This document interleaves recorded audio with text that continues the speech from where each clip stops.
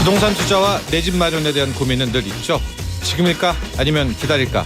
한 주간의 부동산 이슈와 궁금증 나눠봅니다. 김인만의 이만저만 부동산 경제연구소 김인만 소장 함께합니다. 안녕하세요, 김인만입니다. 네네. 네, 청취자 질문부터 볼게요. 네. 2622번님, 소장님 재개발과 재건축의 차이가 이해가 안 갑니다. 대단지를 다시 지으면 재개발, 건물 하나를 지으면 재건축인 건가요? 그렇지는 않고요. 우리나라 이제 도정법이라고 하죠. 도시 및 주거환경 정비법에 이제 재건축 재개발 정비 사업이 있는데 차이를 보면 이제 기반 시설을 기준으로 둡니다. 기반 시설이 뭐냐면 도로, 학교, 뭐 주차장 이런 건데 우리 강남 생각하면 돼요.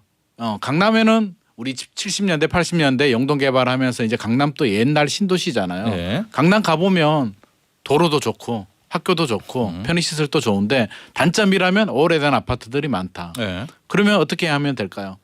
기존 아파트를 다시 지었죠. 아파트만 지으면 네. 되잖아요. 네. 나머지는 다 좋으니까. 예. 그래서 기반 시설이 양호한 지역에 주택이 노후화될 때 그 주택만 다시 정비 사업을 하는 게 재건축이고요. 네. 재개발은 우리 용산 생각하면 될 것 같습니다. 용산 한남동에 가면 한남 뉴타운 가면 네. 길 찾기도 어렵잖아요. 꼬불꼬불해가지고 저도 몇 번 갔는데 갈 때마다 길 잃어버리거든요. 골목 안에서. 그 정도. 그러면 그런 주택만 다시 지어서는 안 되잖아요. 그런 지역들 같은 경우는 구역을 정해서 도로, 학교, 편의시설, 뭐 아파트 다 새로 지어야 되기 때문에 네. 기반 시설이 열악한 지역에 구역을 정해서 모두 한꺼번에 네. 새롭게 만드는 미니 신도시 사업이 재개발이라고 생각하시면 될 것 같습니다. 그렇습니다. 쉽게 생각하면 그 기존에 아파트 있는 거 다시 짓는 거 그렇죠. 재건축. 맞습니다. 이런 막 집들 있고 막 거기 있는 거 그렇죠. 싹 집, 도로 다 네. 밀어버리고 새로 짓는 게 재개발. 네. 네. 영화나 드라마, 뭐 영화 해바라기 혹은 영화 비열한 거리 이런 데는 맞아요, 재개발이죠. 맞아요. 재개발입니다. 그럼 그때 이제 가게를 지키려는 또 그렇죠, 사장님과 그렇죠. 막 조폭들이 동원돼 가지고 그 가게를 빨리 재개발로 해라. 네. 맞습니다. 그런 영화 네, 재밌게 본 내놔라. 기억이 있습니다. 대부분의 영화 테마는 재개발입니다. 재개발입니다. 재개발입니다. 네. 왜냐하면 재건축은 기반 시설이 좋은 지역이기 때문에 가격이 상대적으로 좀 높아요. 그리고 뭐 누가 개입될 수가 없죠. 네, 개입되기가 네. 어려운 부분인데 재개발은 빌라 뭐 한 칸짜리 빌라도 있고요, 단독 주택도 있고 여러 알박기도 형태들이 있고. 알박기도 있고 있기 네. 때문에 그런 영화의 소재가 되고 있습니다. 6082번님, 소장님, 김인만 소장님, 처제가 송도에 있는 아파트를 무리를 해서 들어갔는데 지금 거의 반토막이 났거든요. 더 떨어집니까? 처제가 지금 울상입니다. 이게 무리했다는 부분이 저는 좀 마음에 걸리는데요. 뭐 계속 떨어지진 않습니다. 부동산 시장 분위기는 안 좋을 수도 있는데 네. 하염없이 떨어지지는 않거든요. 송도가 먼저 떨어진 겁니다. 서울은 안 떨어지고 송도만 떨어지느냐 그렇지 않고요. 송도, 동탄 이런 외곽 지역들이 먼저 조정이 됐기 때문에 반토막 정도 났다는 얘기는 제가 볼 때는 거의 뭐 바닥의 수준까지도 내려간 것 같습니다. 그래서 버티는 게 중요한데 이게 무리했다는 점이 제가 마음에 좀 걸리는데요. 버틸 수가 있다면 이 위기를 잘 넘겨야 될 것 같고 분위기상 뭐 이게 갑자기 반등을 하지 않겠지만 여기서 더 떨어져서 또 반토막 난다. 이런 일은 발생하지 않을 것 같습니다. 저도 기사를 봤는데 8억 원대 시세였었던 게 최고가죠. 네. 이제 4억 2천. 그럼요. 네, 이렇게 된 것 같아요. 네. 근데 과거에도 송도는 그랬어요. 그랬어요? 네. 과거에도 송도하고 동탄이 먼저 빠졌고요. 예. 쭉쭉 빠지고 그 다음에 시간이 지나면 이제 서울이 조정이 들어가거든요. 그래서 어느 정도 떨어지면 멈춥니다. 여기서 더 이상 떨어지지는 않아요. 집주인들은 여기서 더 떨어지는데 급매물로 팔 수가 없습니다. 손실이 발생하기 때문에. 주식이랑 비슷하네요. 주식이랑 네, 비슷해요. 네. 그래서 이 정도 떨어졌다면 제가 볼 때는 더 이상 뭐 주인도 팔 여력이 안 되기 때문에 일단 예. 버티는 게 중요한 것 같고요. 저는 송도 뭐 그렇게 나쁘게 보지 않습니다. 가보면 굉장히 좋잖아요. 시원시원하게 우리나라에 이런 신도시도 있나 싶을 정도로 네. 사실 살고 싶은 지역이긴 한데요. 버텨보시면 저는 또 좋은 날이 올 것 같습니다. 네. 그쵸 송도. 처제한테 좀 소고기도 좀 사주시고 네. 그래야 될 것 같습니다. 자, 우리 2622번님, 6082번님 모두 커피 쿠폰 드리도록 하겠습니다. 이번 주 아파트 시세 볼까요? 또 똑같아요. 네. 아니, 너무 많이 떨어져요. 네. 똑같은 수준이 아니고 더 많이 떨어지고 있는데요. 그러니까 또 하락, 그렇죠, 그렇죠. 전주 맞습니다. 뭐 뭐 역대 최고 뭐 이렇게 전국 하잖아요. 아파트 매매 가격 동향이 마이너스 0.59, 지난주가 0.56이었는데 예. 조금 더 떨어졌고요. 경신했어요. 전세는 0.73 예. 커지고 있는데 서울 수도권이 좀 깜짝 놀랍니다. 매매가 마이너스 0.59고요. 수도권은 마이너스 0.74% 떨어졌는데 지난주 대비 뭐 좀 더 떨어졌는데 전세가요. 수도권이 마이너스 1% 폭락입니다. 지금 난리가 난 것 같던데. 1%면은요 이게 예. 주간이잖아요. 예. 연간으로 따지면 50% 폭락이거든요. 그럼 지금 잘 돼가고 있나요? 집주인들과 그 세입자분들 이렇게 되면 잘 안 되죠. 집주인들은 이 정도면 돌려줄 능력이 안 되잖아요. 안 되죠. 본의 아니게 깡통 전세가 될 수밖에 없고요. 집주인들이 뭐 여유 자금이 있는 분들이라면 자기 돈으로 주겠지만 그럼 세입자분들은 그럼 어떡합니까? 돈 못 받는 거죠. 이게 지금 그러면 굉장히 아니, 심각한 그러면 문제. 어떡하냐고요. 예. 그러니까 방법이 없다는 얘기죠. 세입자의 마지막 권리는요. 우선 변제권을 가지고 경매로. 법원에 예. 이제 소송을 해서 판결문을 받으면 강제 경매를 할 수가 있는데 네. 경매를 넘기더라도 내 전세금을 찾을 수 있냐는 거죠. 네. 이게 그 금액이 이제 중요한데 이 정도 떨어지게 되면 사실 내 전세금 찾기 쉽지 않습니다. 매매 가격도 같이 떨어지기 때문에 그래서 우리가 항상 이야기하는 게 네. 대출금과 전세금 합이 시세의 70% 이하 정도로 들어가야 되고요. 지금은 동반 하락입니다. 매매와 전세가 동반 하락이기 때문에 경매 낙찰되더라도 매매가의 70%면 떨어진 가격이 70%니까 아마 네. 전세 가격 낙찰받기 좀 빼 쉽지 다 않을까 싶습니다. 온전히 보호받기에는. 그래서 예. 지금 이게 전세의 구조적인 문제이기도 하고요. 이게 사실 이런 문제가 안 생겨야 되는데 지금 생기기 때문에 옛날 같으면 전세 가격이 별로 안 떨어졌잖아요. 오히려 매매가 약세면 수요가 전세로 오게 되면서 MB 때는 오히려 전세가 막 전세가 더 올랐죠. 예, 전세가 MB 정부 오르면 때는. 이런 예. 역전세는 안 생긴단 말이에요. 네. 왜? 그 높은 금액을 지불하고 들어올 세입자가 있기 때문에 세입자는 문제가 안 되는데 지금은 대출 전세 대출이 워낙 많이 일어났고 금리 인상이 되면서 동반 하락을 하고 있기 때문에 지금까지 보지 못한 이런 이례적인 문제가 생기고 있는 것입니다. 김정환님, 김인만 소장님 전세 만기가 얼마 안 남았는데요. 주인 집에서 전화가 와서 재계약해주면 안 되냐고.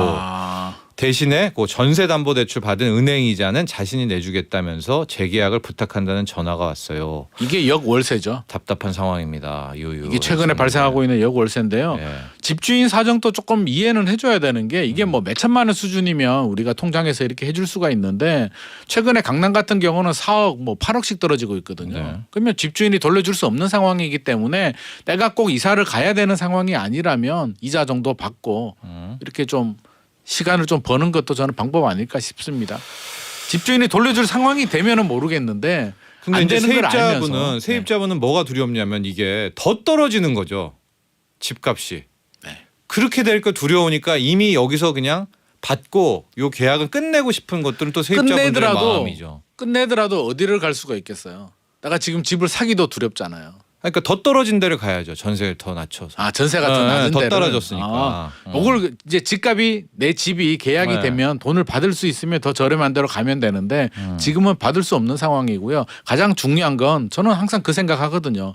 내 주머니 떠나가면 내 돈 아니라고 생각하거든요. 그래서 빨리 내 주머니로 들어오는 게 중요한데 지금 회수가 어려운 상황이기 때문에 어쩔 수 없이 조금 더 기다려야 될 것 같습니다. 우리 목돈연구소에서 지금 역전세는 계속 여러분 말씀드리고 있죠. 집주인분들 또 청취자분들 계시겠고요. 세입자분들 청취자분들 많이 계신데 미리미리 지금 네. 소통을 이게 해야 될 것 같아요. 이게 괴로운 문제여서 말을 안 맞습니다. 하기보다는 예. 말을 먼저 꺼내서 이게 뭐 한 달, 두 달 전에 갑자기 이야기해서는 안 되고요. 예. 6개월 전에 서로 이야기하면서 이렇게 좀 맞춰가야 될 것 같습니다. 이게 서로가 피해자이기 때문에 어느 누구의 잘못은 아니거든요. 네. 좀 굉장히 답답한 상황입니다. 지난 한 주 둔촌 주공이 핫 이슈였고요. 네. 대한민국 단군 이래 최대 재건축 사업. 자, 청약. 이 완전히 지금 우리 김인만 소장을 비롯해서 많은 부동산 전문가분들의 예상을 빗나가서요. 1순위에는 4대 1도 안 됐고요. 2순위까지 했는데도 6대 1이 안 되는. 6대 1 안 됐습니다. 야, 이게 어떻게 된 겁니까? 이게 현재 대한민국의 투심인 건가요? 부동산 투심? 맞습니다. 지금 투자 심리가 이렇게 얼어붙었다는 거고요. 우리 청약 시장이 얼마나 얼어붙었냐면 올해 10월까지 통계를 보면 9대 1 정도 나왔거든요. 평균. 서울? 네. 그러니까 상반기는 괜찮았으니까 9대 1 정도 나왔는데 작년이 160대 1이었거든요. 청약 경쟁률이요? 네. 네. 그러니까 작년 대비 20분의 1 토막이 난 거고요. 예. 최근 한 3개월만 바라본다면 9대 1이 뭐예요? 3대 1, 2대 1 정도 평균이기 네. 때문에 둔촌주공도 이런 청약 시장의 얼어붙은 부분에 대해서는 극복하지 못했다라고 저는 보여집니다. 그래서 네. 전체적인 분위기가 너무 안 좋고요. 분양가도 좀 아쉬웠죠. 당초는 한 전용 84가 11억 정도 예상을 했었는데 13억 정도 나오니까 중도금 대출도 안 나오고 네. 주변 집값이 떨어지다 보니까 최근에 잠실이나 뭐 헬리오시티도 잠실이 뭐 19억 18억 이야기하고 있고 헬리오시티가 16억 이야기하고 있습니다. 30평형대가요. 네, 전용 84가. 네. 그러다 보니까 제가 볼 때는 둔촌주공 84 13억 대면 저는 괜찮다고 생각하는데 네. 주변 집값이 떨어지다 보니까 지금은 괜찮아도 나중에는 이 메리트를 잃어버리지 않을까 하는 두려움이 컸던 것 같고요. 거기에 뭐 주방 뷰 논란 또 있었고 2년 거주 8년 전매 제한 이런 뭐 여러 가지 악재들이 겹쳐서 결과가 그렇게 좋게 나오지는 않았는 것 같습니다. 중요한 거는 이제 계약률입니다. 다음 달 뭐 첫째 주 둘째 주에 실제 계약을 한다고 하는데 전문가분들도 좀 엇갈리는 것 같아요. 여기에서도 미계약이 나올 수 있다라는 분, 또 지금 계약은 걱정 없다라는 분 어떻게 될까요? 저는 일부 타입은 미계약 나올 것 같습니다. 84E 타입 같은 경우 주방 뷰가 나오는 지금 청약 경쟁률도 나머지 84A 타입이 가장 좋거든요. 네. 그건 9대1 정도 나왔는데 주방 뷰는 2.7대 1인가 그 정도 나왔거든요. 그 정도에서는 근데 미계약도 뉴스를 딱 보니까 네.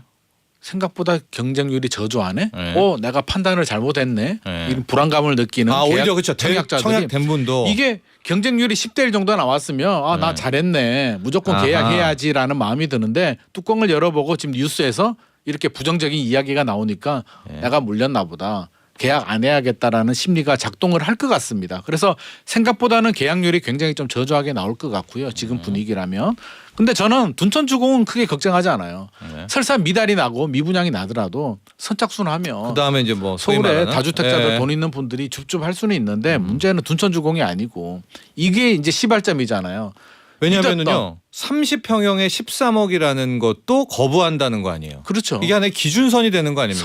서울에 강남 쪽, 평지에 강남 쪽. 지하철 9호선 네. 여기 2개나 있고 초중 고등학교가 다 있는 미니 신도시가 안 먹혔다는 거죠. 네. 그렇다면 나머지 단지들은 어떻게 될까요? 다 그 밑으로 다 더 빠지겠죠. 이제 줄줄이. 가격이. 예. 12월 달에 지금 남아 있는 게 한 8천 세대 정도 뭐 일반 분양이 남아 있다라고 하는데 이제 큰일 난 것 같습니다. 심리가 이렇게 얼어붙으면 둔촌주공도 안 되면 이제 어디 할까요? 어지간하면 안 하기 때문에 진짜 확실한 거 선택과 집중을 하기 때문에 네. 더 어려울 것 같습니다. 알겠습니다. 지금 강북 쪽이나 이런 데서는 이게 시세가 버티고 있는 데가 있는데 네. 아마 요게 미계약에 따라서 그 시세도 이제 맞습니다. 무너지게 되는 빌라왕 이야기. 시간이 얼마 안 남았는데요. 빌라왕 1000채 이상을 보유했어 갔는데 이 사람이 이제 사망을 했고 사망했습니다. 그때 그 임대보증금 어떻게 하냐 이게 복잡한 문제입니다. 이게 복잡한 문제예요. 사망을 하게 되면 상속인이 상속을 받게 되고요. 보증보험을 가입하신 분들은 이제 절차가 어떻게 되냐면 먼저 돈을 주고 네. 나중에 대위 변제를 하는데 절차가 있어요. 계약 해지가 이루어져야 되거든요. 예. 계약 해지가 이루어져야만 이 절차가 이루어지는데 사망을 했는데 상속인이 없는 거예요. 예. 상속인이 이제 부모님이 계시는데 네. 부모님이 못 받겠다고 하는 거죠. 상속 예. 거부를 하는 거예요. 왜 예. 못 받겠냐고 하면 지금 상황에서 이분이 종합부동산세만 62억이 체납이 됐거든요. 예.